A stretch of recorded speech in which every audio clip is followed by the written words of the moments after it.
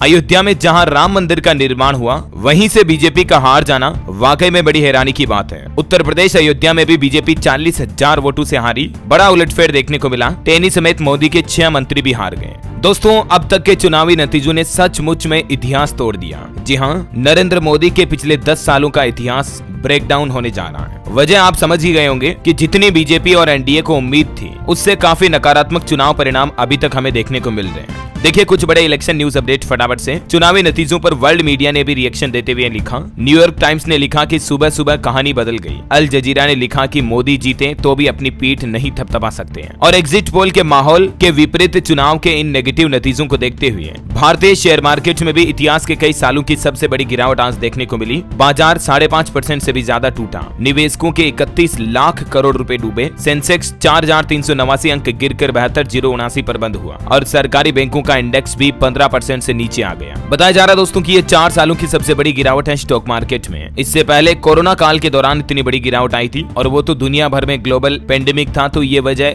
सही बनती है। लेकिन इस बार लोगों के चुनावी नतीजे उम्मीदों से उल्टे आए और स्टॉक मार्केट में ये सबसे बड़ी भारी गिरावट देखी गई। सुबह सुबह रुझानों के बीच ही एनडीए और इंडिया गठबंधन ने जश्न मनाना शुरू कर दिया। ये देख सकते हैं आप, दिल्ली में भाजपा कांग्रेस कार्यकर्ता ढोल पर नाच रहे हैं। बंगाल में टीएमसी वर्कर्स ने एक दूसरे को रंग गुलाल भी लगाया। और हालात तो देखिए जरा, उत्तर प्रदेश में जहां बीजेपी को सबसे प्रचंड बहुमत मिलने का अनुमान था, अयोध्या में जहां राम मंदिर का निर्माण कराया गया, यहीं बड़ा उलटफेर हो गया। बीजेपी 40,000 वोटों से हार गई। टेनी समेत मोदी के 6 मंत्री भी हारे। मैनपुरी से डिंपल और सहारनपुर से इमरान मसूद जीते। यूपी की अधिकतर सीटों पर ये अभी तक के नतीजे ही आप देख सकते हैं। जहां जहां भी आप ये उत्तर प्रदेश के नक्शे में लाल रंग के जिले देख पा रहे होंगे, यहाँ पर एसपी आगे चल रही है यानी कि सपा, और जबकि ये जो भगवा कलर है, यहाँ पर बीजेपी आगे चल रही है। लेकिन इस बार उत्तर प्रदेश में बीजेपी की ऑल ओवर सीटों की बात करें तो 28 सीटों पर आगे चल रही है, जबकि हमने एग्जिट पोल के सर्वे में देखा था कि 70 से 80 सीटें बीजेपी को मिल सकती हैं। नतीजे बिल्कुल उल्टे आ रहे हैं। चलिए ऐसे ही कुछ और अलग अलग लोकेशन के अपडेट देखिए आप। यूपी में गृह राज्य मंत्री टेनी खुद भी चुनाव हार गए और अमेठी से स्मृति ईरानी भी चुनाव हार गई। हालांकि रक्षा मंत्री राजनाथ सिंह अपनी सीट जीत गए। 542 सीटों की काउंटिंग शुरू हो चुकी है सुबह से ही। राहुल गांधी की प्रेस कॉन्फ्रेंस भी होगी थोड़ी देर में। कांग्रेस मुख्यालय पहुंच चुके हैं वो। प्रधानमंत्री नरेंद्र मोदी वाराणसी सीट से जीत चुके हैं और गृह मंत्री अमित शाह गांधीनगर से जीते हैं। अब ऐसे में दोस्तों, एनडीए अगर 298 पार भी पहुंच जाती है तो भी क्या इंडिया गठबंधन सरकार बना सकता है? यही तो टेंशन है। वजह क्या? क्योंकि तृणमूल के 31 सांसदों का साथ मिलना तो तय है। नीतीश कुमार के 15 सांसद मिले तो बात बनेगी और कोशिशें शुरू होगी।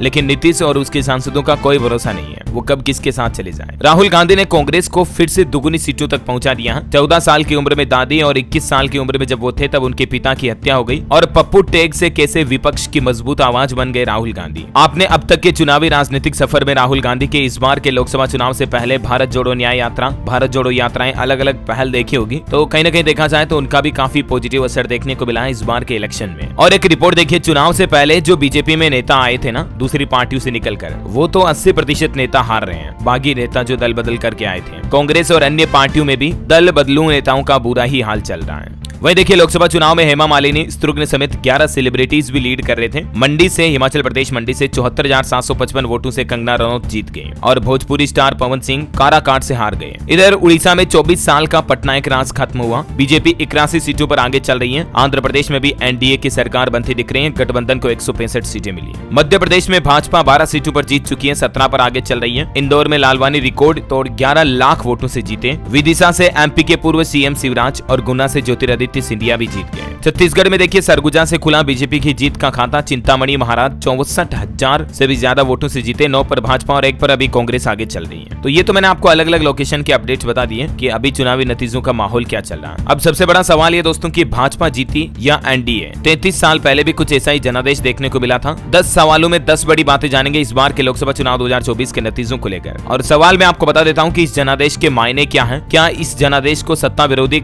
लहर कहेंगे? क्या कम मतदान ने भाजपा की सीटें घटा दी और कांग्रेस सपा की सीटें बढ़ा दी? इस बार के चुनाव में किसकी जीत किसकी हार तय होगी अगर बराबर का कंपटीशन भी देखने को मिला तो? मुकाबला भाजपा बनाम विपक्ष था या मोदी बनाम मोदी था? आखिर गठबंधन की राजनीति वापस लौट पाएगी या नहीं? ऐसे ही कुछ और बेबाक सवालों के जवाब जानेंगे इसी चैनल डीएलएस न्यूज पर आगे के वीडियो में। बिल्कुल बने रहेगा मेरे साथ इस चैनल पर। सब्सक्राइब करके बेल आइकन दबा दीजिए और इस वीडियो को लाइक और शेयर जरूर करना। और इलेक्शन के सर्वे पर आपकी क्या राय है दोस्तों? बीजेपी फाइनल कितने वोटों पर इस बार जीत सकती है? कमेंट करके बताइएगा जरूर। जय हिंद, जय भारत, वंदे मातरम।